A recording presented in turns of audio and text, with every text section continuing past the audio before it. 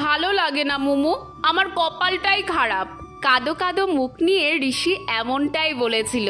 আমি আর ঋষি হাঁটছিলাম, এমন সময় বেচারার পাটা গিয়ে পড়লো গোবরে। কি আর করার, বাড়ি চলে গেল পাটা ধুতে। আর আমার বোন এদিকে এক থালা তেঁতুল খেতে খেতে পুকুর পাড়ে মাছ ধরা দেখতে যাচ্ছে। কিনা যখন মাছ ধরা হবে ও তো বসে বোর হবে, তখন না হয় তেঁতুলগুলোই খাবে। আমরা গিয়ে দেখি এতগুলো শোল মাছ ধরা হয়ে গিয়েছে। একটা আবার বেরিয়েও গেছে বলে আমার বোন কতভাবে সেটাকে ধরার চেষ্টা করলো।